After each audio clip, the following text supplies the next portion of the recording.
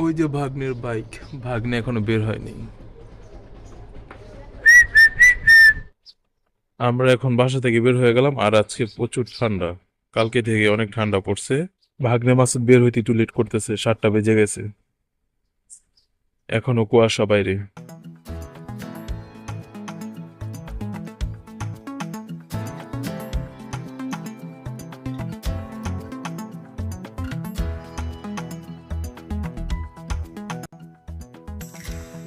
প্রচুর কুয়াশা, প্রচুর কুয়াশা, কিচ্ছু দেখা যাচ্ছে না। এখন প্রায় 8টা বাজে, কিন্তু তাও অনেক কুয়াশা।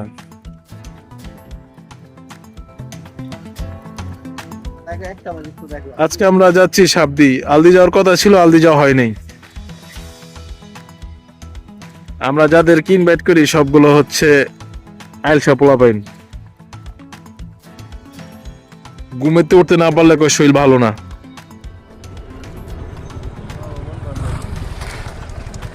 মাসুদ গরুটাকে ভয় দেখাইতে, এই মাসুদ এমন করো না, এমন করো না, সমস্যা আছে, এমন করো না, পরে দৌড় মোড় দিব মিয়া।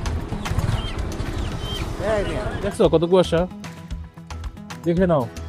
এটা হচ্ছে আমাদের সাবদি নারায়ণগঞ্জের। আর ডান পাশে হচ্ছে সব ফুল, ফুল বাগান একটু দেখাও ব্রো।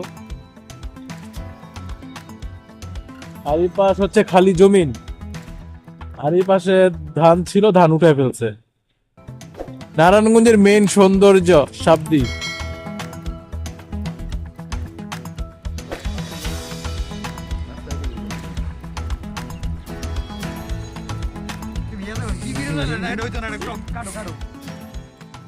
ভাগ্নে বাইক লক করতেছে, আর বউ আর এটা নতুন দোকান, এখানে আমরা আগে বাইক পার্ক করতাম, এখন ওইটা হচ্ছে মেন শাখা আর এটা হচ্ছে দ্বিতীয়টা।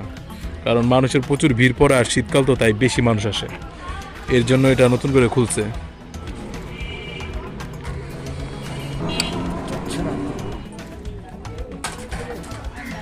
ভাগ্নে মাসুদ ওয়েট করতেছে কখন খাইতে বসবে। আর আদনান ভাই পরোটা খাবে, সে বোয়া খায় না, তাই ওখানে গেছে।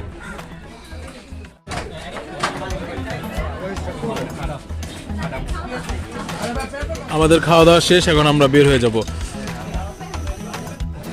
নাও নাও নাও,